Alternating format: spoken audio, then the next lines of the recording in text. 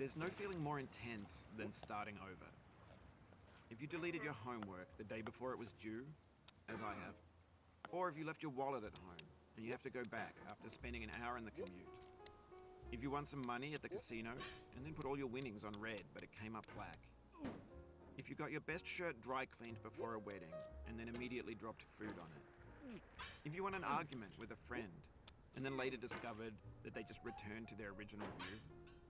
Starting over is harder than starting up. If you're not ready for that, like if you've already had a bad day, then what you're about to go through might be too much. Feel free to go away and come back. I'll be here. Alright, thanks for coming with me on this trip. And I'll understand if you have to take a break at any point. Just find a safe place to stop and quit the game. And don't worry, I'll save your progress, always, even your mistakes. This game is a homage to a free game that came out in 2002, titled Sexy Hiking. The author of that game was Jazzuo, a mysterious Czech designer who was known at the time as the father of B games. And B games are rough assemblages of found objects. Designers slap them together very quickly and freely, and they're often too rough and unfriendly to gain much of a following. They're built more for the joy of building them than as polished products. In a certain way, Sexy Hiking is the perfect embodiment of a B game. It's built almost entirely out of found and recycled parts, and it's one of the most unusual and unfriendly games of its time.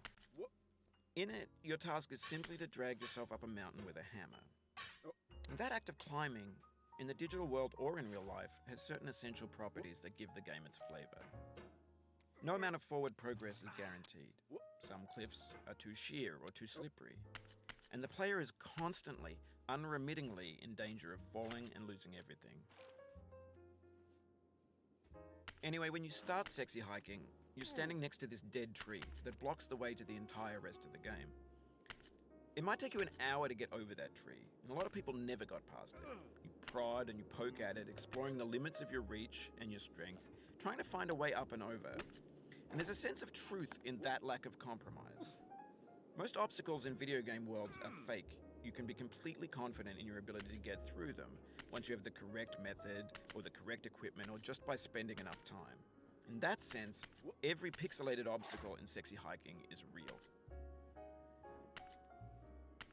The obstacles in Sexy Hiking are unyielding, and that makes the game uniquely frustrating.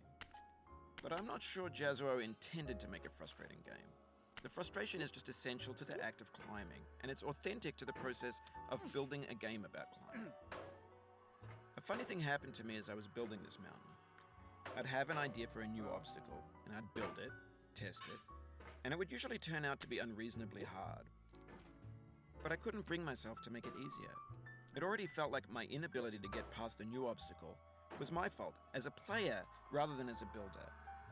Imaginary mountains build themselves from our efforts to climb them, and it's our repeated attempts to reach the summit that turns those mountains into something real. When you're building a video game world, you're building with ideas, and that can be like working with quickset cement. You mold your ideas into a certain shape that can be played with,